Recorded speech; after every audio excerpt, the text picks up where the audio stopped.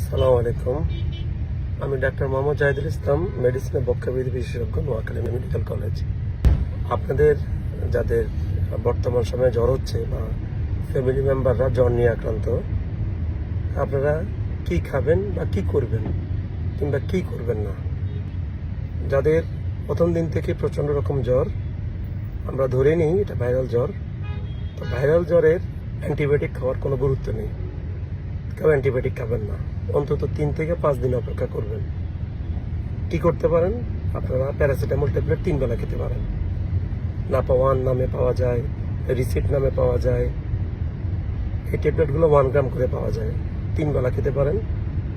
আর অনেকের দেখবেন জ্বরের পরে প্রচণ্ড মাথা ব্যথা করে।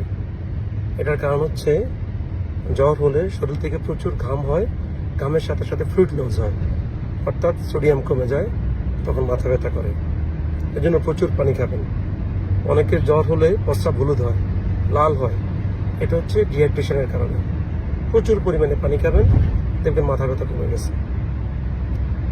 আর আপনাদের অনেককে দেখা যায় যে জ্বরের কারণে শরীরের বিভিন্ন জায়গায় ব্যথা করে, ঘাড়ে, কোমরে, পিঠে, সহ্য করতে পারে না। অনেক সময় দেখা যায় যে অনেকে ইন্ডোমেথাসিন জাতীয় ওষুধ খায় অথবা ফ্লামিড জাতীয় ওষুধ খায়। প্যারাসিটামল ছাড়া অন্য কোনো ব্যথার ওষুধ এসব জায়গায় খাওয়া যাবে না। কারণ আমরা জানি ভাইরাল জ্বরে, যে কোনো ভাইরাল জ্বরে প্লেটলেটের পরিমাণ কমে যায়, ডেঙ্গুতেও কমে যায়। এখন এসব ব্যথার ওষুধ খেলে কী হবে? প্লেটলেট আরও কমে যাবে, অনুচক্রিকাটা আরও কমে যাবে এবং এটা রক্তক্ষরণের কারণ হয়ে দাঁড়াতে পারে।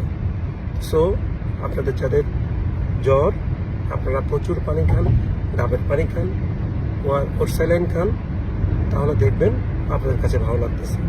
আর 5 দিন পরও যদি না জ্বর কমে, অবশ্যই ডাক্তারের পরামর্শ নেবেন এবং পরীক্ষা নিরীক্ষা করবেন। ইনশাল্লাহ নেক্সট আরেকটা ভিডিও নিয়ে আমি হাজির হব। আজকে এই পর্যন্তই। সবাই সুস্থ থাকেন। আল্লাহ হাফেজ। সালাম আলাইকুম।